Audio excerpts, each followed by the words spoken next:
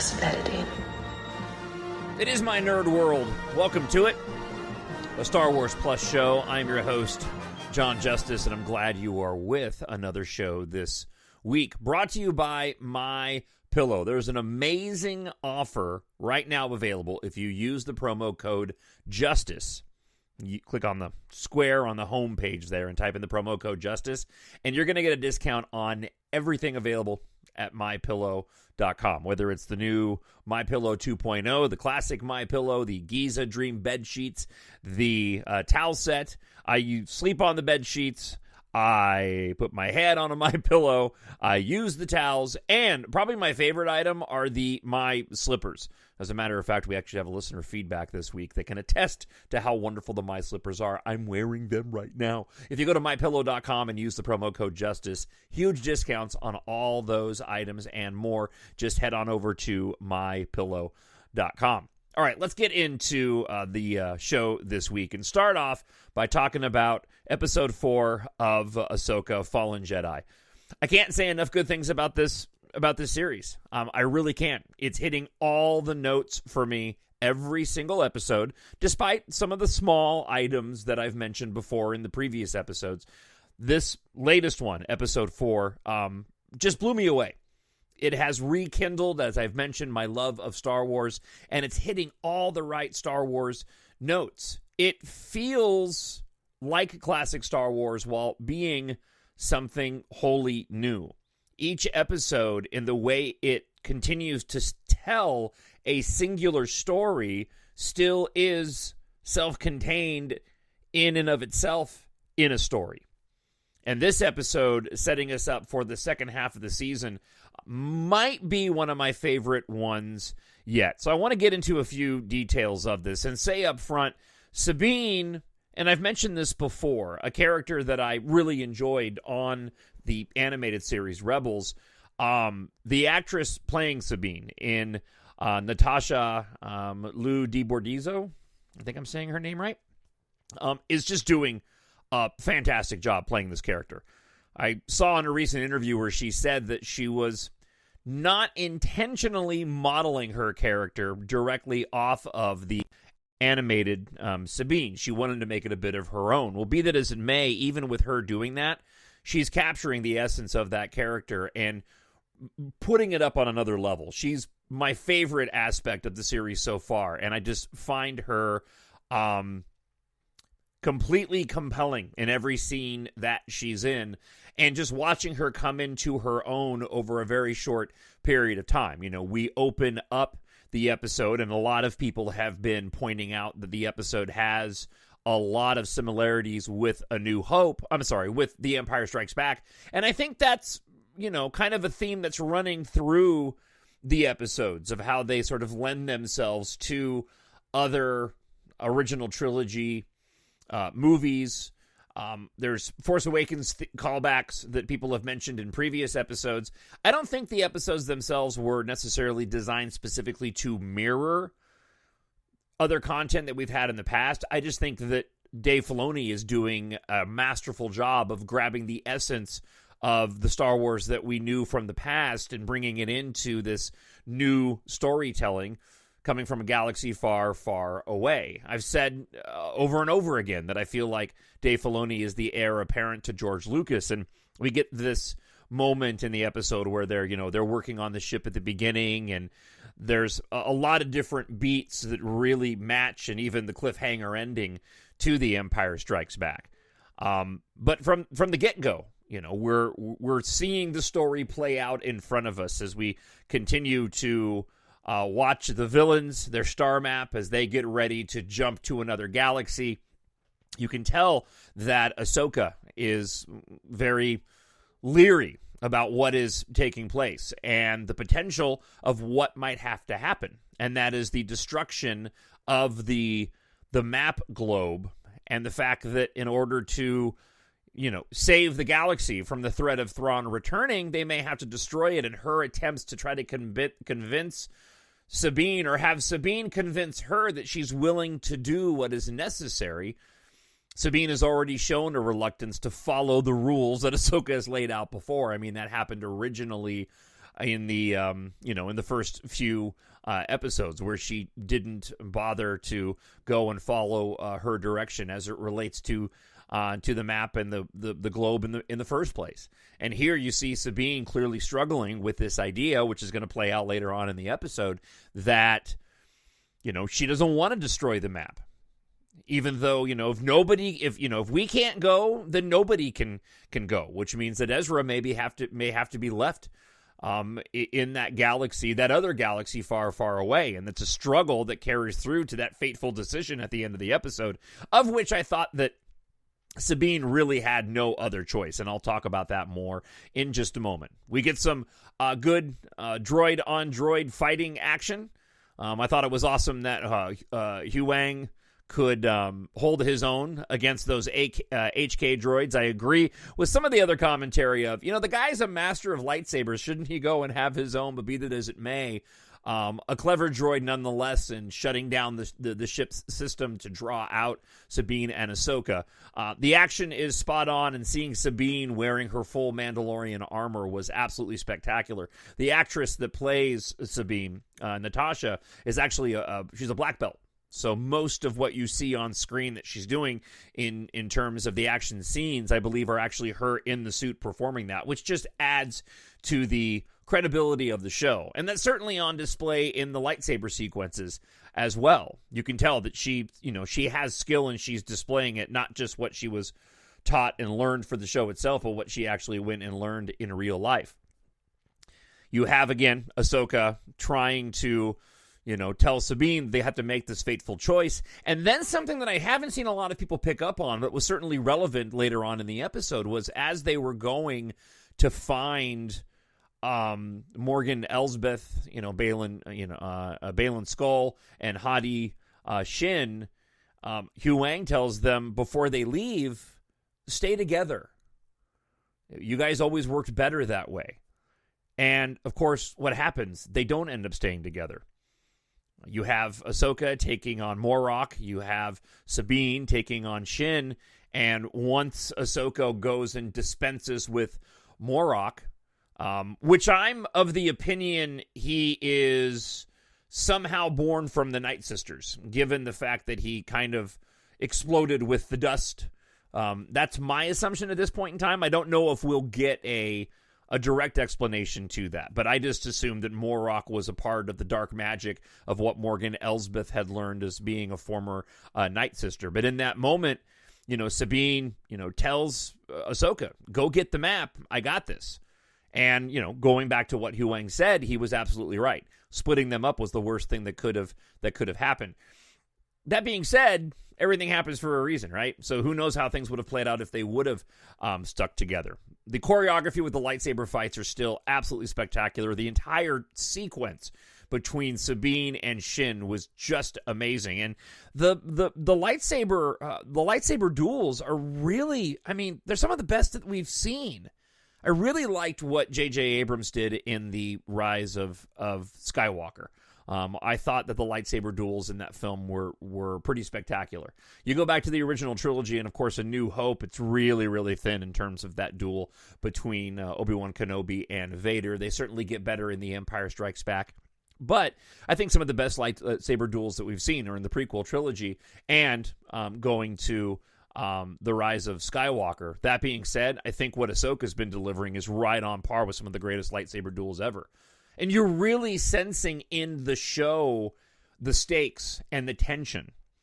And the fact that Sabine is still struggling with her training. I love the moment when the lightsaber gets knocked out of Sabine's hand and she throws just the weakest of force punches against Shin.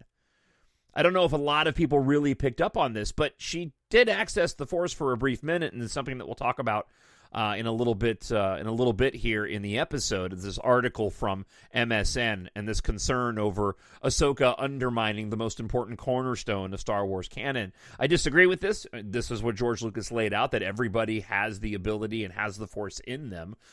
As Ahsoka says, it takes talent to go and tap into it. It takes the strength to go and tap into it. We haven't seen the talk of midichlorians all that much, except for M counts in The Mandalorian.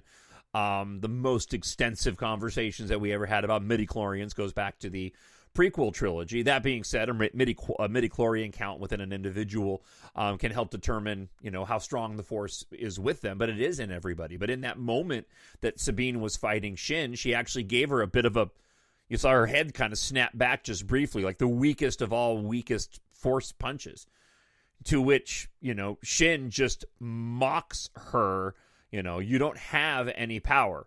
And then, of course, Sabine goes and taps into her Mandalorian training using her wrist guards, which forces Shin to run off. Which brings us to that moment in which Ahsoka is fighting with Baylan Skoll, and such a heartbreaking thing to watch with the actor that plays Baylan having passed away.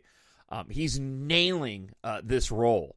You can see there's something else going on as it relates to what Morgan Elsbeth is trying to accomplish, even beyond bringing Throne back. There's something that he wants from this. And I think that's apparent in the offer that he makes to Sabine rather than just killing her outright. But we get this very calculated, thoughtful, emotional lightsaber duel between Baylan Skoll and Ahsoka.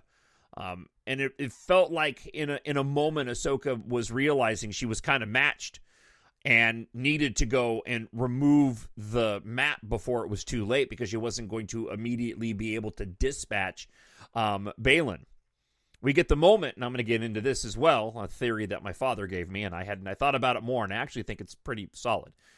I thought it was really interesting that you had Ahsoka go and grab the globe map and ends up burning her hand. There wasn't anything up until that point, apart from the green dark magic holding it up, that could be perceived as flame, but they hadn't really indicated it up until that point. I don't think we'd heard about it being hot and certainly not hot to the touch until that very moment.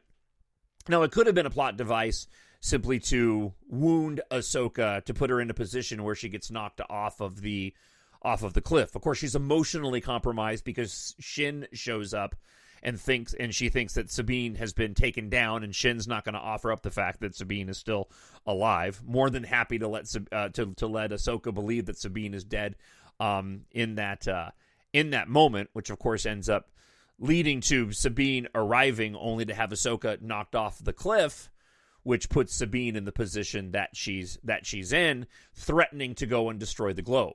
She's made the offer by Baylan Skoll, and it was one of the... I haven't been that tense watching an episode of any Star Wars in a long, long time. The whole episode from beginning to end just had me riveted to my TV screen at home, and at moments going, what? Especially at the end. Before I get to more of that, I want to back up a little bit and talk about Hera and Jason Syndulla seeing the ghost... finally. We've seen it already in some live action in Rogue One and in The Rise of Skywalker, but seeing it now playing a prominent role. The moment we cut back to the New Republic fleet, the music cue there was absolutely spot on. It evoked quite a bit of Return of the Jedi. The leaving of the ship, the X-Wing fighters flying off with them all had that Return of the Jedi vibe as they were heading towards the forest moon of Endor and the Death Star too. But seeing the Ghost in action, I'm not gonna lie, I was close to tearing up. I've been waiting to see that for a long time, and this is a ship that is only rivaled in terms of my fandom by the Millennium Falcon, and in some ways, I don't know. The Millennium Falcon's the classic, right? The Falcon is going to be the Falcon. There's very few freighters that are going to rise above it. But, the Ghost is running in a very close second to me. Interesting what they decided to do in terms of the storytelling and having Hera arrive with the X-Wing squadron. And the fact that Morgan Elsbeth, and I'm jumping around a bit, but Morgan Elsbeth not even messing with it, not even releasing, not even bothering to fire on the New Republic ships that have arrived, not sending out any ships to go encounter them, just decides they've got the coordinates and they're taking off. And we get this moment that was reminiscent of the scene that we saw in The Last Jedi, with the Holdo maneuver. As a matter of fact, if you see once they blast past the New Republic ships, you can actually see off in the distance a bit of what looked very similar to the lightspeed wake that was left by Holdo in the Rebel ship that took out the Supremacy. The moment in which the X-Wing fighters began to crash into each other and the Ghost was tossed around reminded me of the Rise of Skywalker and the end when Palpatine shoots his force lightning up to the air battle going on over Exegol. The special effects were just absolutely spectacular. There's something in Star Wars about the rebels getting their butt kicked, right? And again, sort of very reminiscent of the Empire Strikes Back. Now, let's get back to the story and a couple of points I want to make before I move on to this article and your listener feedback this week. Sabine and her choice to go ahead and give Baylan Skoll the map, trusting that Baylan is going to keep her alive, and then sticking to that. I mean, Shin had the opportunity to kill her, force choking her afterwards, which was another just really cool moment. First, you're not really sure what's going on. Why is Sabine reacting the way that she's reacting? And then suddenly you realize, oh my gosh, she's being force choked. But Baylan wants to keep his word and tells Shin to release her. It doesn't seem as if Shin is going to be good. There was a lot of fan speculation that perhaps Shin, in some of her reluctance in the first few episodes, would end up turning to the light side. It doesn't seem like that's going to take place. I had a friend of the show ask if I felt that Ahsoka tapped into the dark side when she threw Shin up against the rock when she thought that Sabine had been killed. And I didn't take that from it. Ahsoka's used her force powers on the enemy before, so picking her up, angry and throwing her against a rock, to me, doesn't really lend itself to tapping into the force necessarily. I totally understood the question and the why it was, and the reason why it was asked, but that wasn't my takeaway from it. But Sabine making the decision to give Baylan Skoll the map, she really didn't have any other choice. If she destroys it, I think she's dead. Yes, she's going to keep Morgan Elsbeth from heading to another galaxy, but she's going to have to make the ultimate sacrifice in doing so, and she still wants to save her friend Ezra. The way they're playing the Ezra angle, too, is very interesting. If you've watched Rebels, Ezra had an affinity for Sabine when they first met, and it seemed as if there was a bit of an age gap there, and she was treating him more like a younger kid than she was somebody who was equal with them. I mean, towards the end of the series, you get into episode 4, and they certainly seem to be on a more level maturity than they were in the previous seasons. But, Ezra in the holograph image kind of friend zones her and saying, I've always felt, that you were like a sister. That being said, I still get this slight vibe of a potential romantic relationship there. I don't think that's what's going to play out, but I know that I'm sensing that, and how Sabine is so drawn to him. And I also, again, want to say that I don't think that's going to happen because of some of the other context that's there. Baylan knowing what happened to her parents, knowing that essentially Ezra is the only family that she really has left beyond Ahsoka, and she hasn't really been with Ahsoka all that much. She could be, playing into this role. Baylan still did go and put her in handcuffs, but again, Sabine didn't have much of a choice, and so I think there is an argument to be made that destroying the map could have been the right thing to do, but at the same time, perhaps the better thing to do was to go with them and try to save Ezra and stop Thrawn while we're at it. All right, so let's get to the big kicker at the end, and there's a couple of different aspects I want to talk about here. I had heard that the World Between Worlds would be playing a factor in the Ahsoka series. I kind of had forgotten about it. So when we got to the finale of this episode and they're doing the overhead crane shot of the water leading into Ahsoka lying there, seeming to be lying in water, reminded me quite a bit of Avengers Infinity War and Endgame. After they get the That's the life stone, I guess. After they get the yellow, and you have to give a life in order to get a life, kind of thing. And the person that ends up getting it ends up in the water. There was a shot of Hawkeye, and he was sort of in the water. It looked like it was up in the sky. It reminded me of that, nonetheless. But the moment that you end up realizing that she's in the world between worlds, I was in this like, oh my gosh, we went here. And then, of course, you have Anakin show up, and the fact that he begins the conversation with, "Hey, Snips," I thought was really emotional. I mean, the whole moment, brought me a bit to tears. Had more of an impact of seeing Anakin in this story than I did in the Kenobi show. Now, I know there was the musical cue of the Empire's theme right at the end, which gave it this, rather ominous tone over what was more of an emotional, heartfelt moment in the reuniting of these two individuals, and Anakin saying, "I didn't expect to see you so soon." I don't put a lot of stock in that, apart from the fact that we don't know exactly what time period we're seeing Anakin in the world between worlds. And I think it's necessary to get into some of the details of what the world between worlds means, and specifically what Dave Filoni has said. Based off of what Anakin is wearing, it certainly is the outfit that he was wearing in Revenge of the Sith. There was some CGI to obviously age him down. Didn't do the greatest job, but it'll work. The world between worlds is not a place of time travel or even necessarily portals to go to one place or another. Dave Filoni has described the world between worlds as sort of a nexus point, a point where events converge.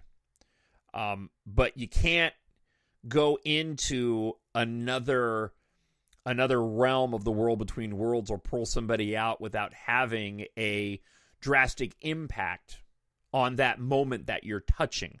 It's why at the end of Rebels, Ezra couldn't go into that moment when he saw Kanan sacrificing his life.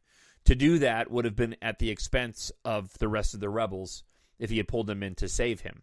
It's why Ahsoka, when she gets pulled away from Vader, saving her from Vader in that moment, it's why she knows she has to go back. If you remember the finale, we didn't find this out for quite a long time. And this was in season 3, I believe. The end of season 3? Might have even been season 2. I have to go back. But when Ahsoka has the fight with Vader, and you don't know what happens to her at the end, you just see her walking into a temple. We find out when you get into episode 13 of season 4 of Rebels that it was actually Ezra who pulls her out from that moment, but she has to go back to that moment or else it's just going to upend everything. So this raises a lot of questions. Okay, did Anakin pull her from the moment with Baylan? Maybe as she was falling. Because she's not necessarily dead at this point in time, right? At least that's not what I'm assuming. So did Anakin pull her through, or did she end up in the world between worlds for another reason? Is the world between worlds going to be the means of which Ahsoka ends up in the other galaxy, seeing as how they don't have the map anymore, or potentially a way to get there? Now, there is another thing that could possibly happen that I want to raise. And again, this was my father that presented me with this because I hadn't thought of it. So before I get to that, again, the question of at what moment is Anakin there and why is Anakin there? My expectation for next week's episode 5 is that it's going to be mostly in the world between worlds. The average viewer does not know what happened at the end of that episode, and that's by design by Dave Filoni. If you watch Rebels, you know what the world between worlds is, but I've talked to a couple of people now, including my dad, who had forgotten about the world between worlds and didn't really know what they were seeing. Filoni did that by design. Understanding that a lot of people, and probably the majority of people, are going to have no idea what's going on or where she is. So next week's episode is going to be an explanation as to why they are there, what the world between worlds does. I know a little bit more, but I'm not going to spoil anything for you. But that was already my expectation before I found out exactly what was going to end up happening next week. Be that as it may, you don't want to miss it. They're actually doing some screenings in movie theaters of next week's episode. Unfortunately, none of them are here in Minnesota, or else I absolutely would have gone. So I think there is a theory that Ahsoka could end up in that other galaxy through the world between worlds. There's also an interesting theory as well that when Ahsoka returns, she could come back as something akin to Gandalf in Fellowship of the Ring. Is that Two Towers? When he fights the Balrog and he comes back as Gandalf he left as Gandalf the Grey and he comes back as Gandalf the White. At the end of Rebels, when Ahsoka returned to Sabine, a scene which we saw a version of, just different in live action in the Ahsoka series, she came back in all white.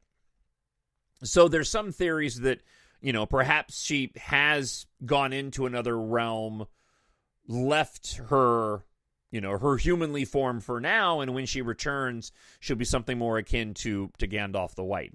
I'm not seeing that play out.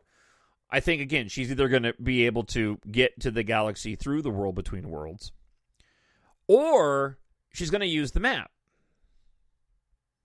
So how is she going to use the map? Well, as my father told me, and I thought it was an actually brilliant theory, remember when I said I thought it was weird that she burned her hand? Like, that just seemed very random. I'm like, why did she burn her hand? Because now that I think about it, she used that alternate hand to go and force throw Shin.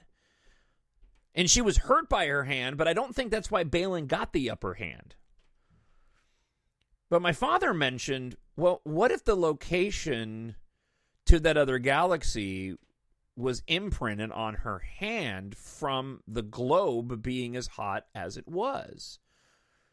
Which would be a very cool callback to Raiders of the Lost Ark, in which that happened with the headpiece to the Staff of Ra, but they only had one side of it. So I can envision a moment where Ahsoka doesn't go to the other galaxy, and there's an argument why she not be able to, why she may not be able to.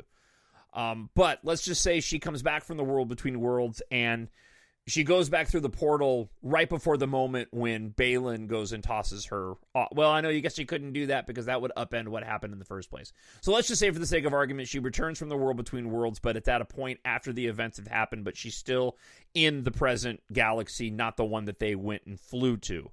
I could see where she's got the imprint of the globe on her hand, and Hu Yang goes and extrapolates, doing a scan, the globe itself, and gives them enough information to where they can go and try to make the jump to the other galaxy. Now, there's also an argument that they don't ever go there.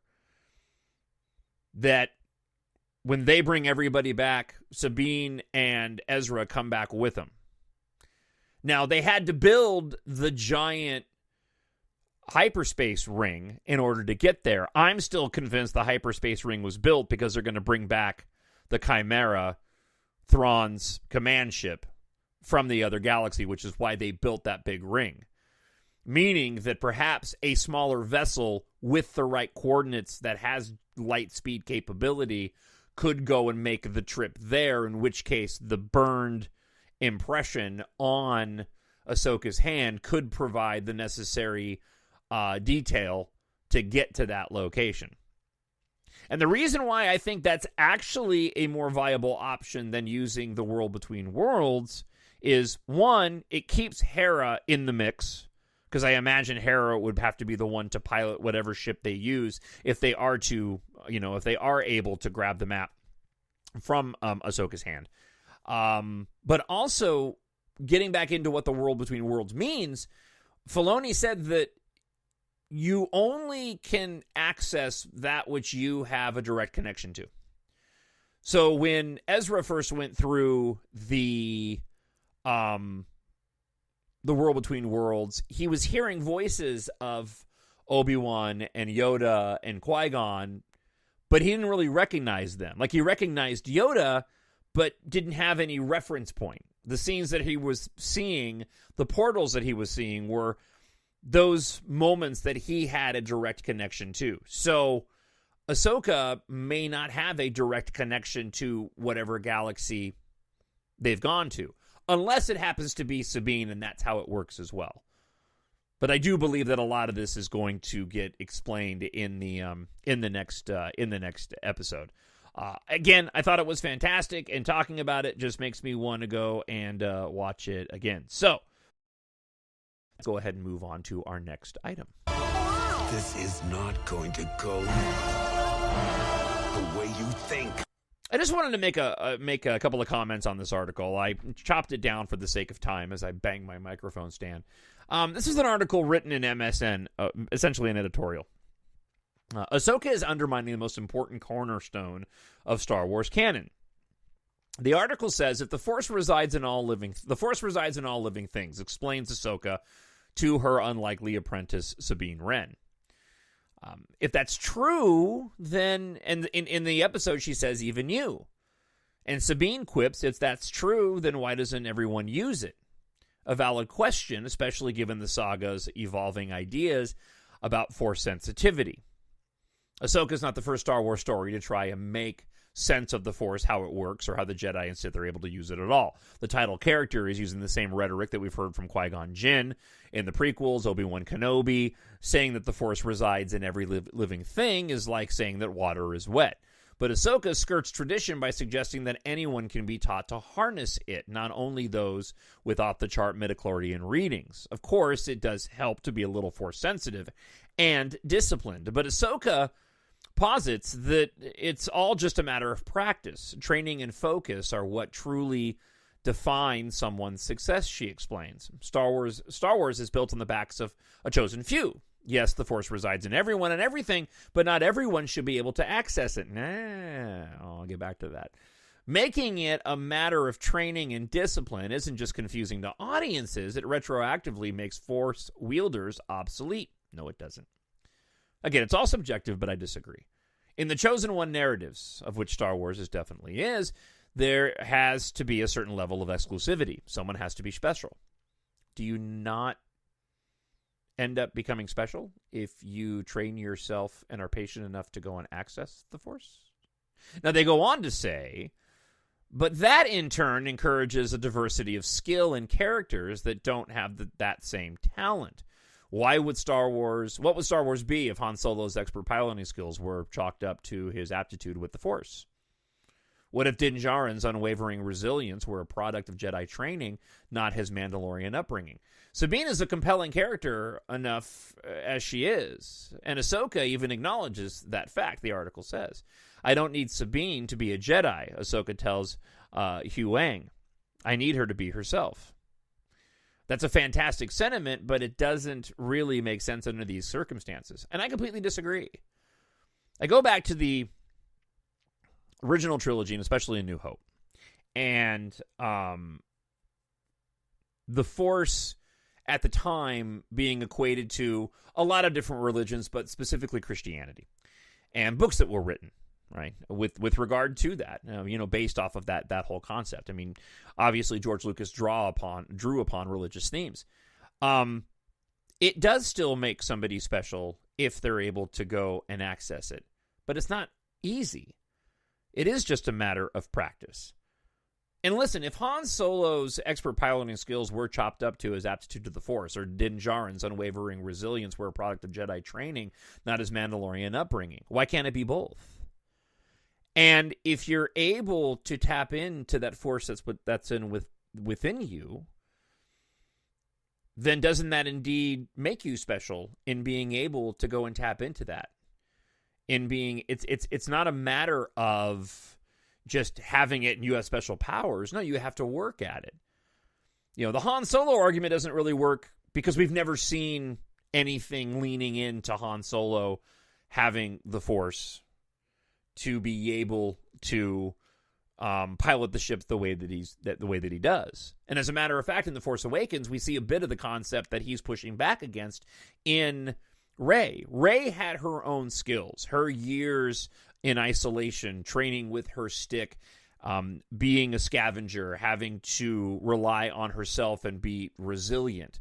In all of those moments leading up to when she actually goes and taps into the Force as we move through the movie, she begins to think about it and work on it and focus and is able to go and tap into it. And it's only in the moment of a wounded Kylo Ren at the end of The Force Awakens when she finally realizes the Force, I need to tap into this thing inside of me. And this is, again, why I like the sequel trilogy, because now that you have the complete story and you know that Palpatine is, that she's Palpatine's granddaughter, it explains a bit more about potentially how she could have been tapping into the Force in a dark side kind of way. Considering that she used it against an individual to get free while she was on Starkiller Base, but more specifically, turning the tables as quickly as she did against Kylo Ren could be linked to more of a dark side, faster pathway to the Force than using the light side, which is why she was able to tap into it. All that is to say, the fact that she acknowledged the Force was in her and attempted to tap into it, on top of the training she'd given herself, again, lends to what George Lucas was thinking about all along. Now, arguably, I like what they're doing with Sabine more, because they are definitely trying to toy with this idea that this is not something that's easy for people to tap into. You've got to have a bit of a breakthrough moment. Sabine had a small one when she kind of force-slapped Shin in the middle of that fight. But getting back to the headline of the story in and of itself, Ahsoka is undermining the important cornerstone of Star Wars canon. I disagree completely. I think it's reinforcing that important cornerstone. That, yeah, the Force is special, but it is in everybody. It is exclusive to those who have the patience and understanding and desire and the will to go and tap into it. Not everybody is super smart. Not everybody can be a pilot. Not everybody can be a talk show host. For lack of of another example, I'll make it selfish. Not everybody can be a preacher. Not everybody can be a teacher. Not everybody can be a psychiatrist. Not everybody can be a heart surgeon. But the people that spend time doing it are able to go and achieve that. And if somebody at a young age decides, I want to be a heart surgeon, well, they have to go through all the proper training to end up becoming that thing that somebody else potentially could have, but never went down that road. Now, that's why I love what Dave Filoni is doing. I think it's absolutely spot on, and it's really elevating the Star Wars lore to another level by telling the stories that we've been told, but in these new tales with these newer characters. But what do you think? TalkShowNerd@gmail.com. If you're watching on YouTube, leave a comment there. Let's get to your listener feedback this week. I need someone to show me my place in all this. Again, TalkShowNerd@gmail.com or leave a comment up on YouTube. ZBH writes, when Shin Hanti leads Ahsoka and Sabine to the planet, it reminded me of the 2003 Clone Wars microseries. Love the 2003 Clone Wars microseries. The segment of Asajj Ventress leading Anakin into a trap on Yavin 4. It may not have been intentional, but it made me nostalgic. I can't wait to see what's ahead in the show. I'm sorry, let me stop there. Made me nostalgic. That was ZBH. I was jumping ahead. Totally with you, and I know exactly what you're talking about, and I completely agree. Dave Filoni's done a really good job of utilizing the volume. Now, you can tell they're on the volume stage, but the planet that they're on, they just did a good job of giving it a good vibe and not making it feel like you're completely on the volume. That was something that they absolutely messed up in the Kenobi show. So thank you for the listener feedback. SheVP writes, I can't wait to see what's ahead in the show. Can't wait to see Hayden. Of course, now we have. And also writes, got my slippers on, John. You're right. These are the most comfortable slippers ever. Thank you again for the discount code. Be like SheVP. And go to mypillow.com and use the promo code Justice and take advantage of that amazing offer. Thank you, SheVP, and I'm glad you went and got the slippers. You're right. I'm wearing them. They're fantastic. And lastly, Russ Lowen writes, I'm curious if you're considering buying the Ghost from HasLabs. So for those that don't know, Hasbro has a program called HasLabs where they decide to make a particular product, but they have people sign up for it. And if enough people sign up for it, they'll actually go and create it to make it cost-effective for them. We get fewer and fewer toys these days. Kids aren't playing with toys like they used to, and so we don't get ships like we used to get in the past. And so to make it cost-effective, Hasbro has to find a way to still give the consumer what they want, but make sure they're not losing money on the deal by overproducing a bunch of product. So they call it HasLabs. They've done these before in the past, and the one they have now is the Ghost, and it's absolutely fantastic. Which is being sold in some sort of crowdfunding, which sends September 6th. I'm so torn. I didn't buy it yet. I'm Canadian, so I also bear the exchange. I think it's not a terrible cost considering how much similar ships cost, which I've never owned because of it when I was a kid. Just so amazing, and so are the figures. Russ, I've looked into it, and man, I really, really, really want to buy it. I'm probably not going to, but I really want to buy it. One of the justifications I was going to use is that those HasLab products usually end up selling secondhand for double, if not triple the price down the road. So if you actually go and buy a HasLab ship or product, you're making an investment if you were to want to go and sell it again. Now, you'd have to keep it in great shape, make sure you have all the packaging, but you probably could still go and remove it. So there was a part of me that was thinking, you know what, I could get it and then potentially resell this and make some money down the line. But nevertheless, I'm holding back. At least for now, I'm holding back. So, hope you enjoyed the episode this week as much as I did recording it. Please go and check out my science fiction space opera series, EMBARK. It's available on Amazon.com, mynerdworld.net. After Earth faces its end, follow pilots Taft, Kaytha, and their crew on a journey of survival across the galaxy as they fight for humanity's future. Available in ebook, paperback, hardcover, and audiobook. And you can purchase paperbacks from me and get them autographed at a slightly cheaper price than what you pay for them on Amazon. Just drop me an email, talkshownerd@gmail.com, and let me know which book in the 7-book series you would like to own. I'll tell you how to purchase it online. You don't got to sign up for anything, and I usually get it in the mail within just a few days. So, again, head on over to Amazon.com, search for Jon, Jon Justice, and EMBARK, or mynerdworld.net, or just drop me an email, and I'll tell you how you can purchase those books directly from me. I'll be back next week with my thoughts on Ahsoka Episode 5. Until then, I hope to hear from you, and I hope wherever you are happy, you are healthy, and you are safe. Bye. The Force will be with you, always. My Nerd World.